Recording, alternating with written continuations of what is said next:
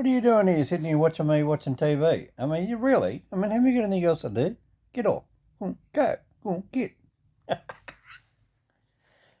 Why do I always do that? I do it every time. I got my bloody nose. No, you know what it is? It's called droopy nose syndrome. Look, so if I'm push that down like that, and then I hold that up like that, see? You put that up with it. That's just from getting old. I remember seeing a guy when I was a kid. I used to say, Dad, why does it mean you got such a big honker? And Dad used to say, I don't know, son, go and ask him. Yeah, look at me, all bloody rugged up. Look, oh, bloody aching me. Oh, no, just a bit of gossip. Yeah, now, if anybody doesn't know, poor old Sierra like Jackie, he's moving house. He won't be doing his live streaming. And he's going to be getting Howard, I think, Saturday, which is tomorrow my time, which will be Friday night his time, Saturday 12 o'clock my time. Right when I go into a meeting. Great. Anyway, don't know how I'm going to work that one. Yeah, he reckons Howard's going to be hosting the YouTube. So now, from what the story I said to Jack is, what happened? Are you moving house? I said, hang on, what I wrote.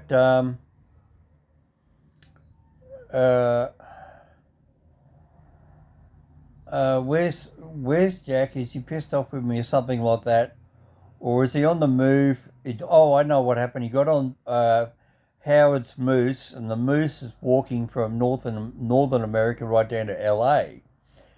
And of course, then I sent that as a tweet over to Jack, and Jack responded back, ha ha ha, very funny.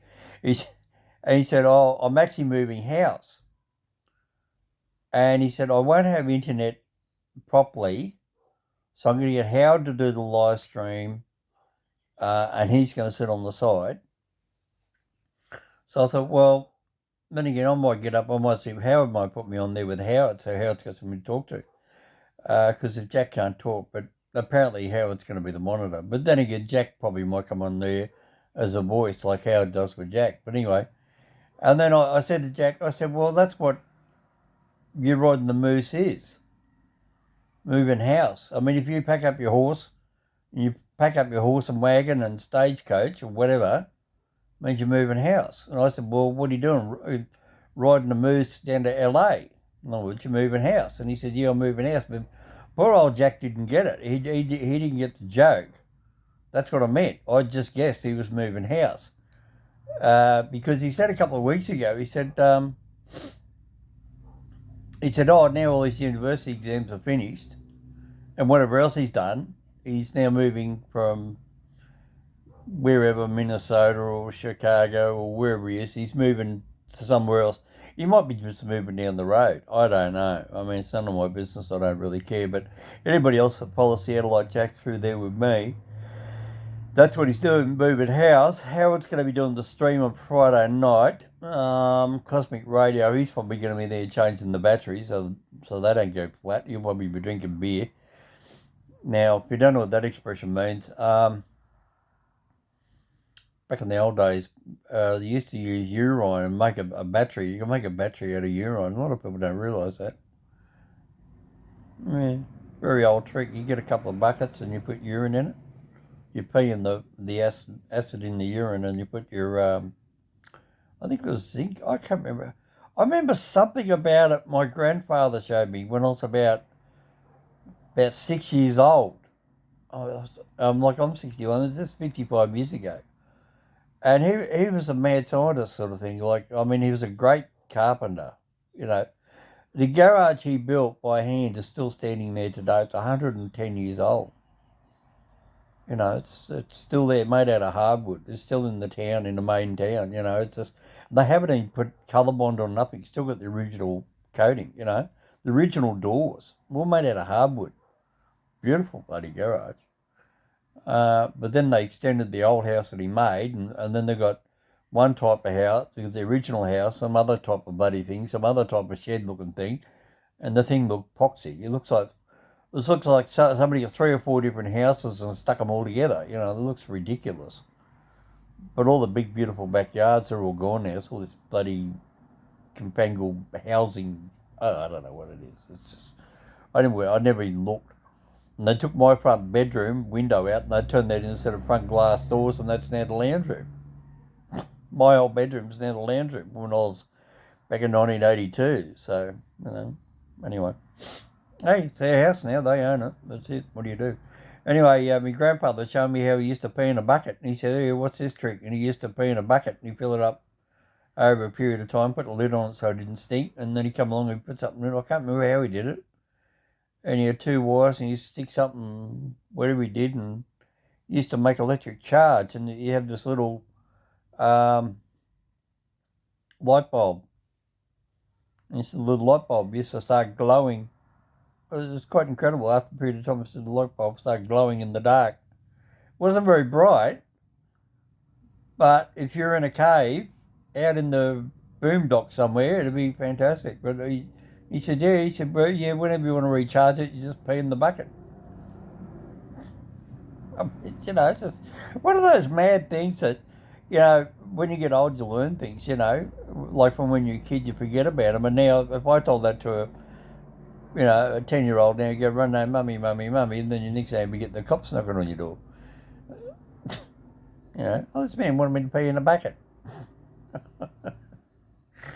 Oh God. Anyway, but no, that's what he used to. He used to pee in the bucket, and the light bulb would come on. And then he had another thing. My brother used to play with. We used to sit there and hold the wires in either hand, and we start cranking it with your hand like it was a generator. It was like a car alternator. And a volt regulator go up, and you see the volt gauge go up, and we go, yeah, we've got to let it go, you know, it's all this sort of, oh, mate, my grandfather, he had all sorts of stuff, you know, he had all these tools for us grandkids to play with. He said, I'll teach you. And he did, he taught us a lot of things, my old grandfather. He died when he was 82. No, he died when he was 84 in 1974, or something like that. Oh, I can't remember. But no, he was a pretty smart old bloke, considering he was born before 1900. You know, he used to have a 1934 truck with the wooden spoke wheels. We used to drive down the street in it. I mean, how many people get to say, I drove around a 1934 truck with wooden spoke wheels? I mean, you know, it's like those things you see in Tennessee, you know, over there in America. You know, they drive around with wooden spoke wheels. But anyway, no, that's not a live stream. This is just a quick video chat. What I'm up to. I was doing the Starsky show today over there with the Stolls, I can't remember the name. Anyway, a little video clip down there below, you can get insert. And Starsky actually called out, he said, oh, g'day, Mr. Hominoid. So I'm going to do a repeat video on that for 16 seconds. G'day, Mr. Hominoid. G'day, Mr. Hominoid. G'day, Mr. Hominoid. G'day, Mr. Hominoid. And then you'll see a picture of Starsky. Starsky's the guy over in Ukraine who's the public liaison for the Ukraine army. So he had a good laugh when he did it. He said, oh, hello, Mr. Hominoid. Oh, no, he said, g'day, Mr. Hominoid. G'day, Mr. Hominoid. Because a lot of people don't realise Starsky's brother is actually over here in, I think he's in Sydney or Melbourne. I'm not too sure which one he's in. He might be Melbourne because he's Ukrainian. No, there's a big Ukrainian group too out at Marrickville. I think it's Marrickville. Was it Liverpool? No, it's not Liverpool. No, just trying to think. Lidcombe. That's right, yeah, because the Ukrainian embassy in Australia is in Lidcombe. So for Ukraine, if you want to go to the Ukrainian embassy in Australia, it's in Lidcombe. Believe it or not, it's not even in the heart of Sydney. It's a little tiny building down next door to Lidcombe railway station. Geez, the amount of things I know, Mr. Hominoid. I know, well, I learned it when I was a cab driver. You know, somebody said, oh, I've got to go to the Ukrainian embassy. And I went, Ukrainian embassy? Oh, that's somewhere over there. This was 22 years ago. And I went, oh, hang on, I know that one. The guy just looked at me and said, what, you know where the Ukrainian embassy is? I said, yeah, I used to work in the taxi radio room. So I said, oh, don't give up. So I called up the base and I said, Oh, hang on, we don't even know. Anybody know, and they put it over the radio, anybody know where the Ukrainian embassy is? And this Ukrainian cab driver come in and said, yeah, so-and-so address in Lidcombe, right across the road from the railway station. And then they, because I couldn't hear the other driver, they then had to repeat it, and then that's how I found out where it was. So one thing about the old taxi drivers back in the old days, you want to know something, all you have to do is ask the cab driver, he'd ask the base, the taxi base, and they'd ask everybody else on national broadcast within the city, and somebody somewhere would know something. Don't worry about that. Some cab driver and, oh yeah, that's what's his name. Yeah, that's just damn what's his name. You know, it was great fun. But now cabs are gone. We used to have something like, what we used to have? 19,000 cabs, I think. Frank, if you watch this one, Frank, leave me a comment. You'd know. Frank's one of my subscribers. I actually used to work with him in my cab boss. He now drives a truck. So g'day, Frank. How you going? Go hock it to him. Anyway, now there's a 6,000 taxis in Sydney.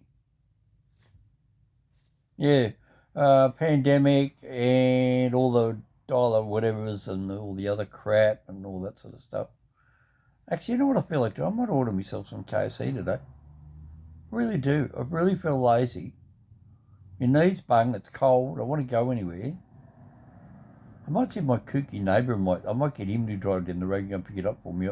I'll send him some KFC. And, yeah, do it that way. What do you reckon? You might be the way. I know, I just feel like putting on weight, getting fat, getting heart disease. Yeah. Anyway, what else is happening? Going out to see the guy tomorrow. So if you watch this, it's already happened or happening or did happen. Saturday. Today's Friday afternoon. My time. Anyway, he got scanned. So I'm going to go there and try and help him and line him up there with scammer. What do they call him? Scammer payback. Going to line him up there with him along there with Ashley over in America. I've already spoken to Ashley a couple of times with other people being scammed. Actually, a scammer's ringing up me, and I actually gave all the info over there to Ashley. And the next thing you know, they stopped. They by that, boom, they stopped. He must have rang him up. He must have tracked him down or something. So he's really good. So if everybody wants to see him, that's Ashley and what's the big Russian guy's name? I can't think of his name. Albie. I can't think of his name. He's on that YouTube channel over there in America. He's a bit of a tubby sort of guy. Sorry, Ashley. He might be surprised at me. I don't know. What else we got? What else has happened? So I'm going to go talk to him. He lost a big lot of money. He didn't lose $1,000 or $2,000. He lost a lot of money, and he's under 20, but he's over 18, and he hasn't told his family yet, and that's private. But so you won't see him on camera tomorrow, but I'll be doing an interview with him tomorrow, and we're going to expose. I'm going to ask him to expose how they scammed him, and show you how these scammers scammed him. So little old me has to get up and get out of my big warm comfy bed and go for a bloody drive and sit in a bloody club where I'm going to be sitting, and a pub or wherever we're going to be sitting. We're going to make up our mind where we're going to be sitting yet. We're going to be sitting where there's no real public around. We just want to sit somewhere private. And we'll do a recording, and we'll let you know how this scammer did it. He made out he was a bank in Melbourne, and then I watched Scammer Payback, and then he said, "Oh yeah, and Australia's getting hit a lot lately," and then he actually put up a brief list of people that got attacked, and I paused it, and I recognised a couple of the towns because obviously being Australian, looking in the Australian list, and one of them was in Oberon, New South Wales, where my relatives live, and it does exist. It's It's fair dinkum royal. And then I seen another town, and I knew it, and I knew that street was there because as a cab driver I'd been there. And then I seen another one, I recognised it, and I went, yeah, I know where that one there is. So I knew he had a fair dinkum list. This American guy's not making this stuff up. This is fair dinkum real stuff he's got off the scheme of his computer with real people's addresses. You know, and because like, you know, it's like you mongrels. You know, I hate scammers. So that's what Mr. Ominoy is doing over the weekend. So hello Tyson, hello Jaden, Jarden. Hang on, we've got Jaden, Jarden, Jared, Jager. I love doing all this. We've got Peter, we've got Theo, we got oh god, this anyway, just everybody on the channel. Oh, by the way, yeah, Mr. Ominoid's broken 400, by the way. Yeah, I blew it a couple of weeks ago. We're hitting bigger now. We're still growing. So make sure you please do the rounds. You know the story. You don't need me to say it. The SS, you know, the SSL. You know what the SSL is, don't you? Share, like, and subscribe. Share, subscribe, and like, whatever. Pass that on to any media friends. Just tell your friends or whatever you like. Or if you just happen to discover me and you just see who's the silly old bastard sitting in the bed. Well, why the silly old bastard sitting in the bed? Because a drunken arsehole, Sheila, one day decided to get pissed. Back in 1997, go driving down the road 45 k's an hour, didn't hit the brakes, nipped me up the fair end, right up the arse end of my taxi in Sydney. Well, I stopped at a set of traffic lights with my right leg on the brake and blew my right knee out. 4 days later, I had my birthday. Then 4 days after that, a Premier cab driver out of Granville named Michael, he decided to skid in the wet too, 45 k's an hour, with my left foot on the brake, and skidded from the second lane into the first lane, hit me up the arse end again when I stopped at another set of lights. And now it's my left knee that's totally not worn out. And the strangest thing is, it was the right knee that gave me all the injury and all the pain compared to the left knee. But because the left knee's been carrying the right knee, now the right knee's worn out. I can walk around for hours. I could even slightly half sort of run down the road. But it's after that, it's when you pay for it because it just swells up. So you just got to take it very easy and just not to aggravate it. I mean, I'm not dying crawling on the floor like I don't need a wheelchair. But this cold weather outside is not helping anything. I mean, it's 5 degrees last night, 2 degrees or something like that Celsius. So that's about, I don't know what that is in American Fahrenheit. You can leave a comment if you like, let everybody else know. Okay, what is 2 degrees Celsius in Fahrenheit? There you go, leave me a comment. Anyway, so I'm going to be doing the young guy. I'm not going to say any names, not going to show his face. You'll probably see the information, what sort of, you can probably show with the words they use and how he scams, and everything was done by text. He never physically spoke to the guy. This is the marvellous thing. He just all texting, and this young guy, he just fell for it. He was so uneducated in the world of nastiness. I'm not going to say he's stupid. He is not stupid. He is just a very, very well-mannered, very polite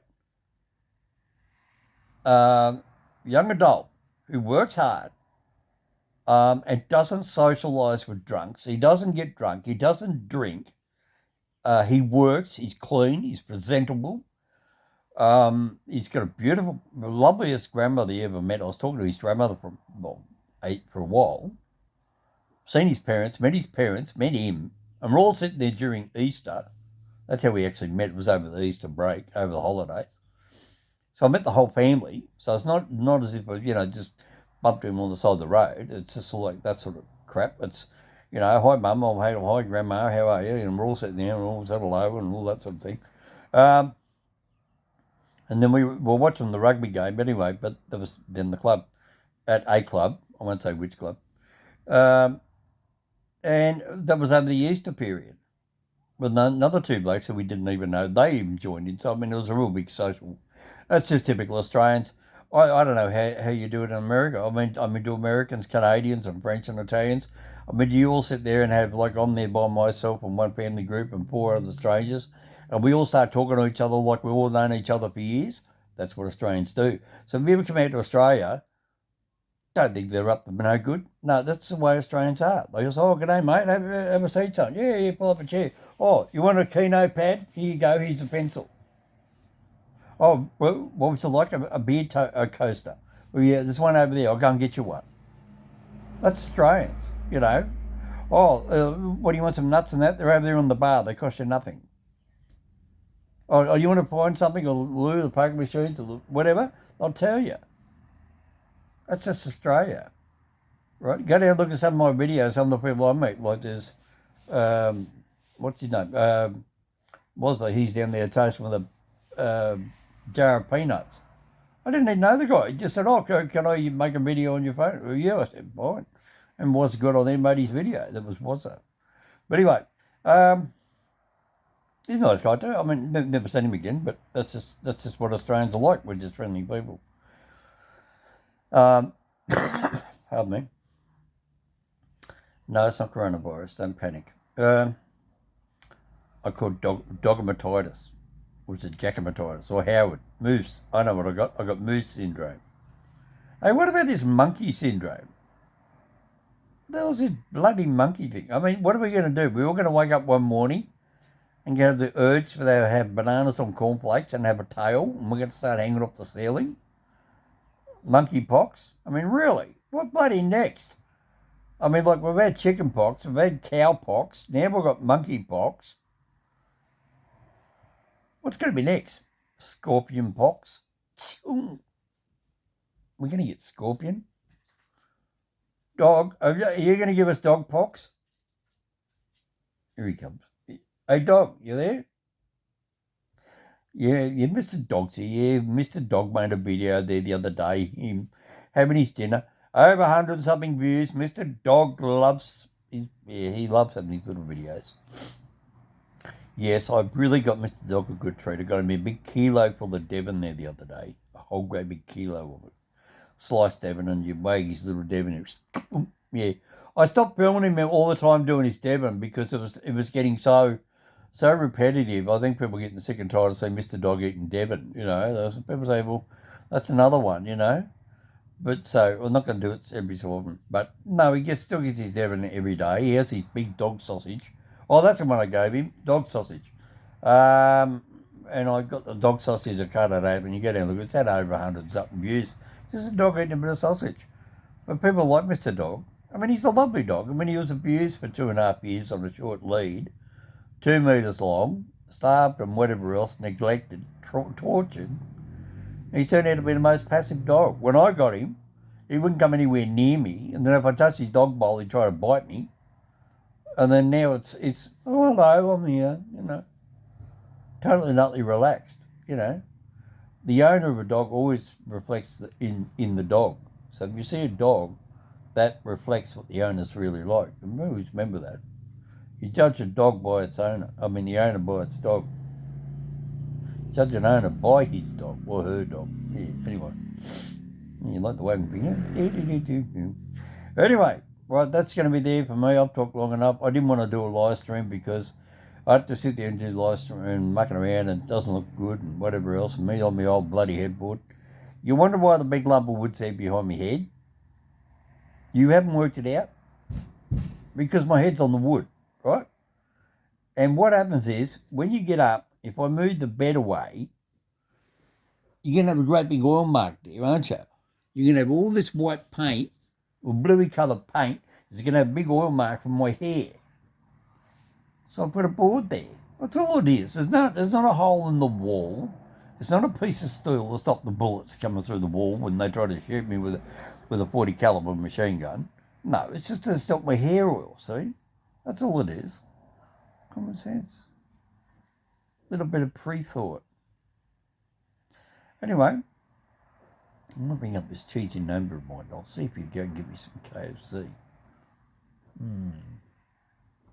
I'd do DoorDash if he doesn't. I don't know where he is. He might still be at work. Say 4:30 in the afternoon or something. Look, give you a look. See how dead it is. Sorry about that. See how dead it is.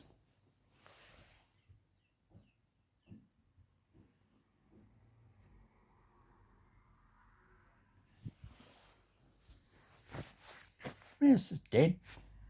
Neighbours, you know, my neighbours used to be out the back out there with a chainsaw and a bloody circular saw and a bloody whatever else. Another guy used to be down the road chopping up bloody wood and Christ knows what. Neighbour over here would bloody banging away over there with a hammer or something else. Another guy over there with a ride on a lawnmower and a whippersnipper. Well, none of that now. It's all dead. Everybody's just, I don't know, what has coronavirus done in your neighbourhood? Are you got the same thing as me? Do you find that there's less people now down the local corner shop?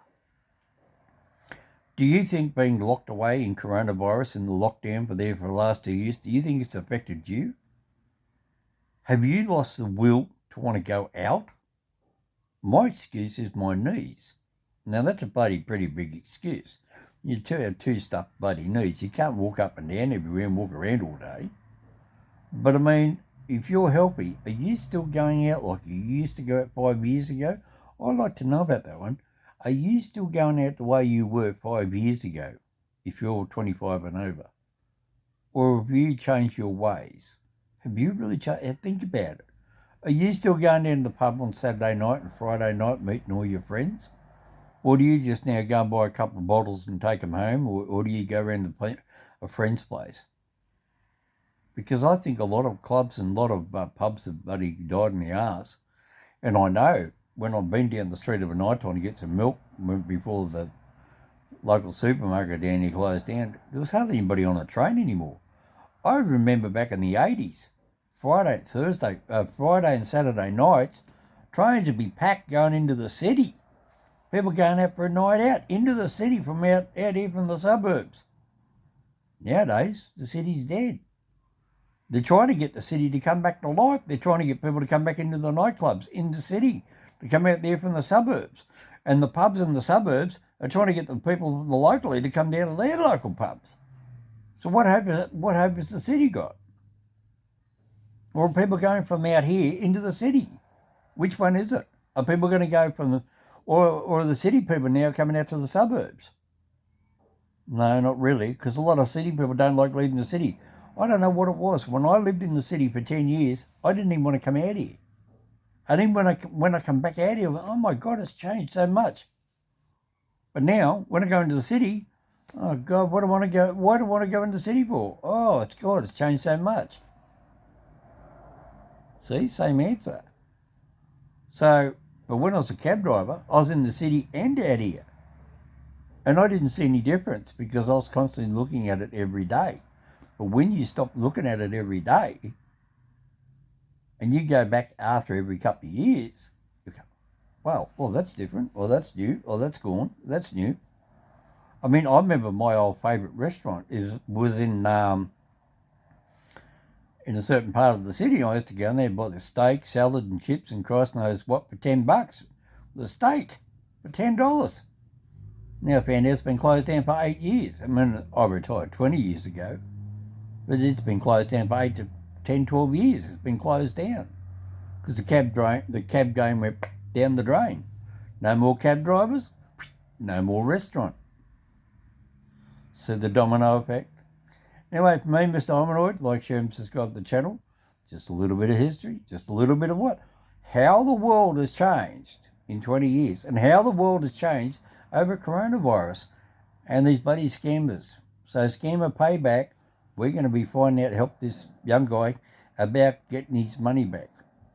It's thousands of dollars. Thousands. So let's see what I can do to help him get his money back.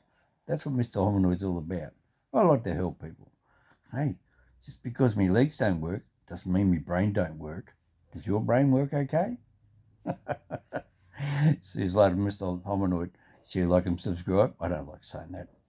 So, SSL or LSS, whatever you want. I think LSS sounds better. SLS. Yeah, let's call it SLS. All right, for me, Mr. Hominoid. See you later. Be good. Be peace. And look after yourself and be happy. And if you ever want to talk to me, you find me on Messenger, Twitter, all the other apps, you find Mr. Hominoid. It's on Google. You can find me. And there's one there somewhere. And there's 3 phones here. They're all got all the same different things on them. So somebody rings Snapchat, somebody can ring Instagram, somebody can ring Messenger. I can still answer all three. So don't worry about that. So look up yourself. Bye for now. See you later. Get off. Go away. Go away. Go back to, go and put the kettle on. Go and have a cuppa.